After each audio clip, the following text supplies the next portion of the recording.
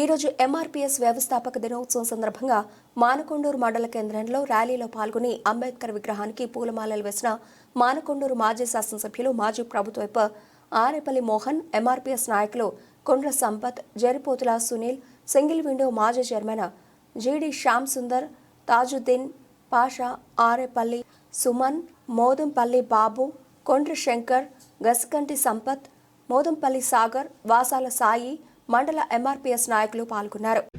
మాలో సోదరులందరూ మాదిగలు మాకన్నా తక్కువ ఉన్నారని మాట చెప్తా ఉన్నారు. స్పీచ్లలో కూడా మాట్లాడుతూ ఉన్నారు. మాదిగలు కూడా కొంతమంది మాట్లాడుతూ ఉన్నారు, మాలలు తక్కువ ఉన్నారు. నేనేం అడుగుతా ఉన్నా, ఒక విద్యావంతుడుగా ప్రభుత్వ లెక్కల ప్రకారంగా ఎవరి జనాభా ఎంత ఉంటుందో ఆ జనాభా క్రమంగా ఆ నిష్పత్తిలో మాలా మాదిగ మరి ఉపకులాలు కూడా రిజర్వేషన్ ఉండాలి. జనరల్గా ఎస్సీలు అంటే ఏమనుకుంటారు ఈ రాష్ట్రంలో అంటే మాలోళ్ళు మాదిగలు.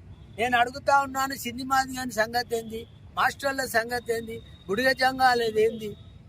అయితే ఈ ఉపకులాలు ఏవైతే ఉన్నాయో అసలు డక్కలకైతే అసలు ఆయనకు ఇది ఏమున్నదో కూడా డక్కలకు తెలియని పరిస్థితి.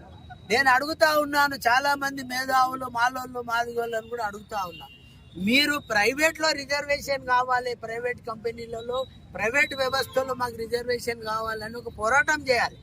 అది పక్కకు పెట్టి ఇప్పుడు మాదిగోళ్ళు మాలోళ్ళే ఇద్దరే అన్నట్టు మంచిగా తిన్నట్టు మాట్లాడుతూ ఉన్నారు. తప్పు అనే మాట చెప్తూ మనమే అని ముందుకు నడిస్తే మంచిది కాదు.